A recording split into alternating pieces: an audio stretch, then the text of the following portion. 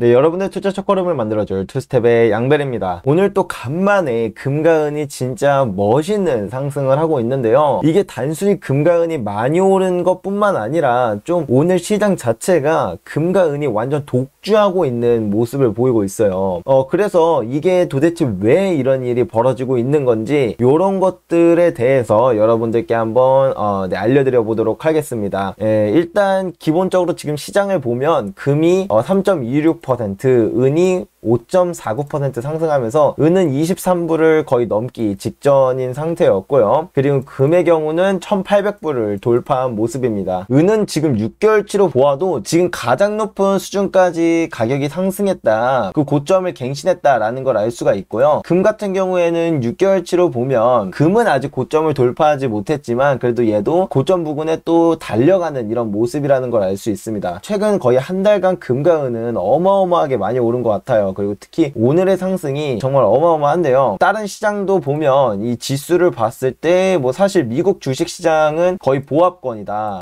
라는 걸 알 수가 있고요. 그리고 원자재 시장 중에서도 사실 금과 은을 제외하면 그렇게 막 드라마틱한 상승이 있진 않고요. 암호화폐는 오히려 오늘 좀 많이 하락하는 모습이라는 걸 알 수가 있습니다. 자, 그렇다면 도대체 금과 은은 왜 이렇게 많이 올랐을까요? 이거에 대해서 제가 좀 정리를 해보았는데요. 뭐 사실 이 금과 은 시장에 대해서는 관심 있는 사람들이 비교적 많이 적다 보니까 이거에 대한 뉴스가 거의 없다라고 봐도 무방할 만큼 왜 올랐는지에 대해서 사실 제대로 알기가 어려워요. 뭐 주식이나 채권이나 이런 쪽은 1%만 상승해도 이유가 있는데 금과 은은 막 3%, 5%씩 상승해도 이유가 없다, 뭐 제대로 알려준 사람이 없는데, 그래서 제가 뭐 각종 커뮤니티며 그 다음에 뭐 뉴스들도 싹 다 둘러보면서 한번 그나마 이유가 될 만한 것들을 뽑아왔어요. 그래서 이렇게 총 6가지로 뽑았는데요. 가장 첫 번째로 이 물가 하락이라는 이슈가 있었습니다. 뭐냐면 12월 1일 밤 10시 반에 경제 발표가 하나 있었어요.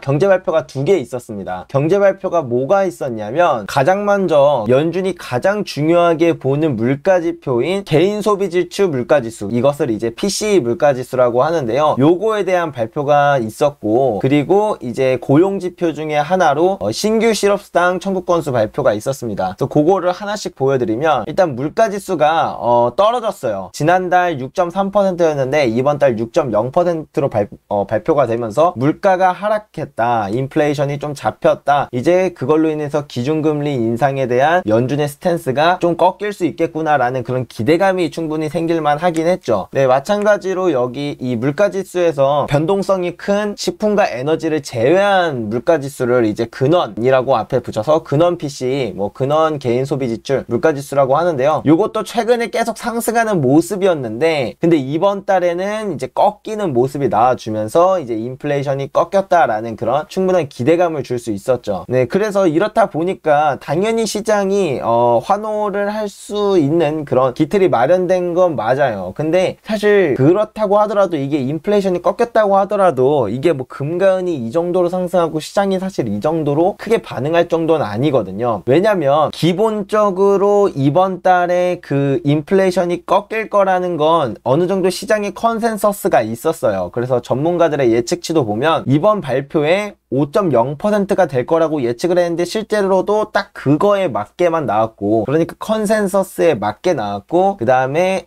일반 그 개인 소비지출 물가지수를 봐도 6.0% 나올 거라고 예상을 했는데 딱 그 정도 나왔기 때문에 그냥 기대했던 것만큼만 나온 거라 뭔가 막 이렇게 시장이 크게 환호할 만한 건 아니죠. 거기다 플러스 알파로 고용지표도 보면 고용지표가 안 좋게 나왔어야 시장이 환호할 수 있는 건데 고용지표가 오히려 예측치보다 더 좋게 나왔어요. 그래서 이런 것들을 다 보면 컨센서스에 맞았고, 컨센서스에 맞았고, 컨센서스보다 고용지표가 좋게 나와서 시장은 오히려 안 좋게 받아들였어야 한다. 그렇기 때문에 주식시장도 지금 보합권, 오히려 약간 마이너스권에 있고, 원자재들도 그렇게 좋지 못한 흐름, 특히 그리고 암호화폐도 좋지 못한 흐름, 이렇게 투자시장 자체가 별로 좋지 않은 그런 반응이 나오는 게 당연한 거죠. 근데 금과 은은 왜 이렇게 많이 올랐는가? 이거는 분명히 이런 경제지표 계속 발표를 떼놓고 다른 어떤 이유가 있었다라는 거는 분명한 사실이죠. 네, 근데 당연히 금과 은이 이렇게 많이 올랐다면 달러 지수가 많이 내렸기 때문이라고 볼 수가 있어요. 네, 보시면 아시겠지만 달러 지수가 그냥 하루 종일 내린 모습이라는 걸 알 수 있죠. 그래서 마이너스 1% 정도 하락을 했는데, 근데 그거에 비해 금과 은의 상승은 3%, 5% 정도로 훨씬 더 높은 상승이 있었다는 점은 뭔가 또 다른 이슈들도 같이 겹경사처럼 이렇게 있었던 게 아닌가라고 볼 수가 있어요. 그럼 그게 무엇인가를 보면 이게 파월 연설 때문이다 라고 말하는 것도 있는데, 뭐 파월 연설은 이미 어제 새벽쯤에 이미 끝난 이슈이기 때문에 그게 지금 와서 반응한다는 것도 조금 이상하죠. 이미 그때 호재로 반응해서 뭐 금과 은 뿐만 아니라 뭐 주식시장도 많이 상승하는 모습이 나와줬었으니까요. 그래서 나머지 이슈를 긁어 모아 보면 이 세 가지가 나와요. 그래서 첫 번째로는 JP모건 트레이더가 이제 마지막 재판을 받는다라는 이슈가 있는데요. 그 JP모건을 포함한 그 미국 대형은행들이 귀금속 업계에서 가격 조작을 한다는 건 너무도 잘 알려진 그런 이야기죠. 그래서 실제로 JP모건 트레이더 3명이 기소가 되었었거든요. 그 가격 조작하다 걸려가지고 이 소송의 이제 마지막 단계다 라는 그런 뉴스가 나왔는데, 이 뉴스를 이제 번역한 거를 보면 전 JP모건 금트레이더 스푸핑 사과로 최종 재판에 직면. 그래서 3명 중에 1명은 무죄 판결을 받았는데 2명은 유죄 판결을 받았어요. 그래서 이제 곧 시카고 연방법원에 출두할 예정이라고 하는데, 이걸로 인해서 지금 JP모건이 무려 9억 2천만 달러를 이제 벌금으로 내야 한다는 거죠. 이는 금융기관 중 가장 큰 벌금이라고 하는데 거의 1조 원에 달하는 벌금을 내야 하고, 이로 인해서 이제 가격 조작은 끝났다. 그동안 억눌려 있었던 그 가격이 이제 팡팡 튀어오르는 일만 남았다 라는 뭐 그런 내용도 있더라고요. 그래서 요거 때문에 오늘 그동안 눌려 있었던 가격이 상승하는 그런 모멘텀이 있다 보니까 크게 상승한 거다 라는 그런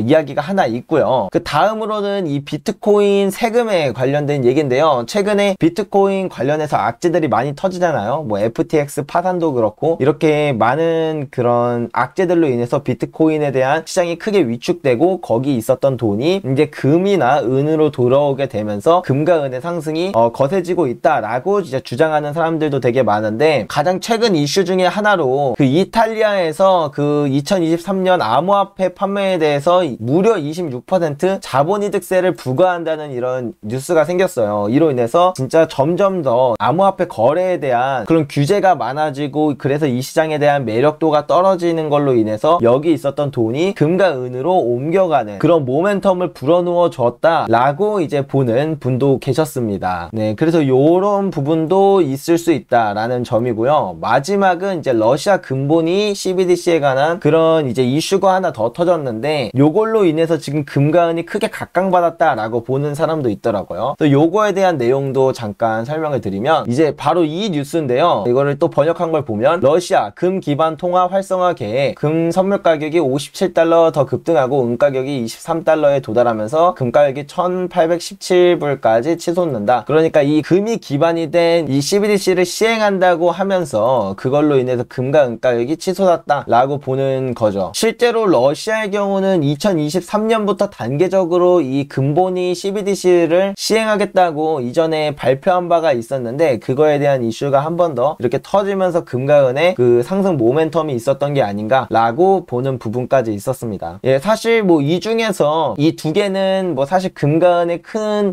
가격 상승 모멘텀으로 작용할 수는 없으니까 빼고, 이 달러 지수가 하락하는 거 뭐 당연히 상승 모멘텀이 있을 거고, 나머지 세 개는 이것들이 상승 모멘텀에 어떤 기름을 붓는 역할을 해주지 않았나 정도, 그럴 가능성이 있지 않나, 요 정도로 그냥 봐주시면 좋을 것 같습니다. 어디까지나 뭐 커뮤니티나 아니면 뭐 몇 개 뉴스에서 이렇게 추측되는 바들을 이렇게 모아와서 여러분들께 설명드려 본 거고요. 그리고 이제 12월 14일에 FOMC 회의가 있죠. 이때 기준금리를 얼마나 인상할지를 보면 0.5%포인트 인상할 확률이 거의 압도적으로 높다는 걸 알 수가 있어요. 이제는 이 확실히 연준도 기준금리에 대한 스탠스가 이전보다는 좀 많이 수그러들었다 라는 점을 알 수가 있고, 그래서 뭐 확실하진 않지만 이제 고점 부근에 다다랐다 기준금리가. 뭐 12월 FOMC 이후에는 이제 뭐 거의 기준금리 인상이 미미하지 않을까라고 보는 그런 시각도 분명 분명히 존재한다는 점 같이 전해드려 봤고요. 뭐 그럼에도 불구하고 어떤 연준 이사들은 뭐 5% 넘게 가야 된다, 뭐 어떤 사람은 7%, 8%까지 이야기하는 사람도 있다 보니까 확실히 이 FOMC에서 파월이 어떤 발언을 하는지가 나오기 전까지는 뭔가 시장에 그런 좀 불확실성은 좀 남아있지 않을까라는 생각이 듭니다. 아마 FOMC 전까지 뭐 금과 은이 뭐 큰 또 다른 변화가 없다면 FOMC쯤 다시 여러분들께 찾아뵙도록 하겠습니다. 그러면 이제 저도 이만 자러 가보겠습니다. 여러분 다음에 뵙겠습니다. 안녕.